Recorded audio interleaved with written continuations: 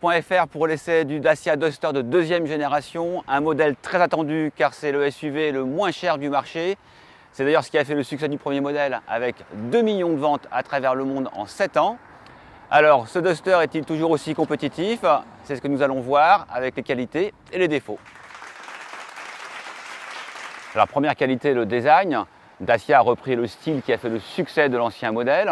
Il y a comme des spécificités avec cette face avant entièrement redessinée, les feux arrière plus carrés au dessin spécifique, les enjoliveurs d'ailes qui sont en série sur tous les modèles, mais aussi les nouvelles barres de toit et surtout ce petit détail avec le nom Duster écrit dans les phares.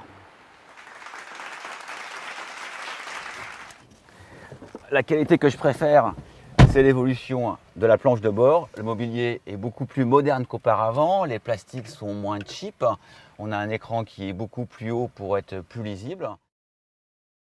Un accoudoir bien pratique sur long parcours.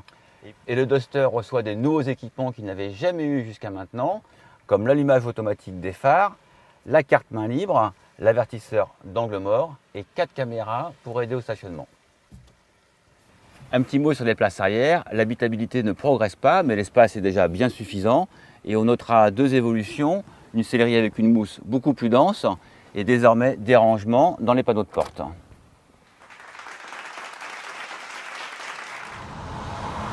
Alors il faut bien le reconnaître, l'ancien Duster, c'était pas le pied à conduire. Niveau sonore élevé et direction lourde, c'était pas agréable. Cette fois, tout change. Même si le Duster reprend le châssis de l'ancien modèle, les efforts ont été portés à la fois sur l'insonorisation et l'adoption d'une nouvelle direction à assistance électrique. Celle-ci est plus douce en manœuvre et elle est plus précise sur la route. Désormais, le Dacia Duster est un vrai SUV routier, il est moins pénible sur les longs parcours. Et le moteur essence TCE 125 chevaux de notre modèle d'essai apporte des performances suffisantes, que ce soit en reprise ou sur l'autoroute. On profite d'autant mieux de l'agrément de conduite que la position est beaucoup plus agréable qu'auparavant. On a cette fois un volant qui se règle à la fois en hauteur mais aussi en profondeur et un siège à l'assise plus longue, plus confortable. Allez, maintenant on va aller voir ce que le Dacia Duster vaut en tout terrain. Et oui, le Duster a eu toujours bonne réputation en tout terrain et cette version est encore très efficace. Elle absorbe même les trous et les bosses de manière assez étonnante. Et grâce à la garde au sol de 21 cm, on ne frotte pas au premier caillou venu.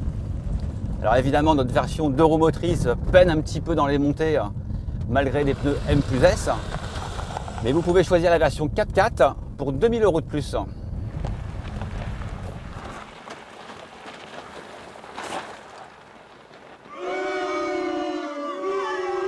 Alors, le premier défaut concerne la modularité. Si le coffre est d'une contenance convenable, le Duster fait aucun effort en termes d'aménagement. Il faut se contenter d'un dossier de banquette 60-40.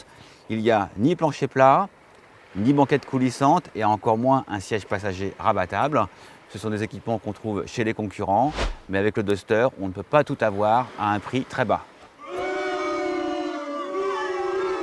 Un autre défaut, ce sont des petits défauts à bord du Duster, comme cette troisième ceinture qu'il faut aller chercher au fond du coffre, mais aussi les réglages des sièges avant peu accessibles ou la commande de la trappe à carburant qui semble fragile. Et à l'extérieur, cette serrure est vraiment moche et complètement dissociée de la poignée de porte.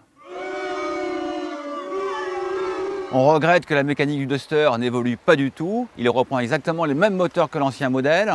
Il faudra donc surveiller la consommation du moteur à essence qui est de plus en plus demandée. Et sur ce même moteur à essence, on regrette qu'il ne soit toujours pas disponible avec la boîte automatique EDC.